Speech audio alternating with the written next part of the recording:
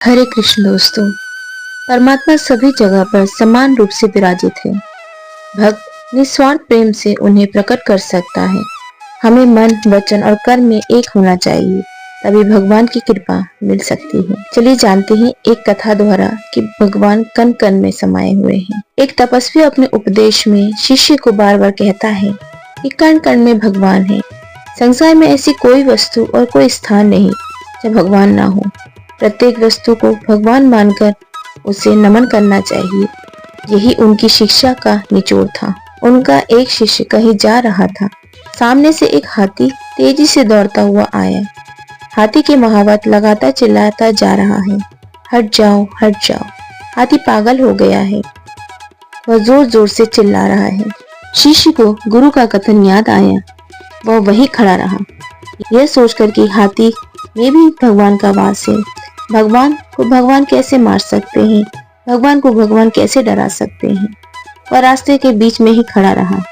यह देख महावत क्रोध से चिल्लाया, हट जाओ, हट जाओ, क्यों मरने पर तुले हो।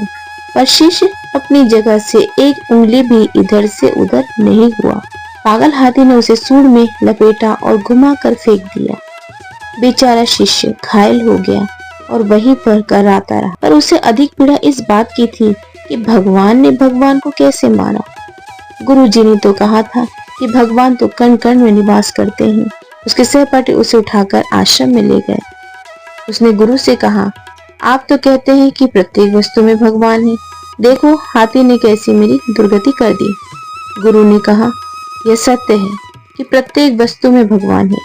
निश्चय ही हाथी में भी भगवान का वास है, परंतु महावत में भी भगवान का वास है। तुम उसकी चेतावनी को सुनकर मार्ग से हटे क्यों नहीं। गुरु की बात सुनकर शिष्य को अपने भूल का एहसास हुआ। उसने कहा, गुरुजी, आप धन्य हैं। वाकई में भगवान कण कण में विराजमान है। वे अपने भक्तों को हर मुसीबत से पहले बचाने के लिए सचेत अवश्य करते हैं। किसी शिक्षा को आधा अधूरा समझकर उसे प्रयोग में लाना बुद्धिमानी नहीं, मूर्खता है। इसलिए हमें किसी भी चीज का ज्ञान पूर्ण रूप से लेना चाहिए और उसे सोच समझकर जीवन में संचय करना चाहिए। भगवान स्वयं हर एक चीज में विराजमान है, इसलिए भगवान सर्वत्र है। भगवान कण कण में समाये हुए हैं, इसलिए हमें हर एक वस्तु पर भगवान को ही देखना चाहिए और हमें गुरु की आज्ञा का पालन करना चाहिए और उनकी शिक्षा को पूर्ण रूप से ग्रहण करना चाहिए। अगर आपको ये वीडियो अच्छी लगी हो तो मेरे चैनल को लाइक से सब्सक्राइब कीजिए और लेटेस्ट अपडेट के लिए बेल आइकन को प्रेस कीजिए।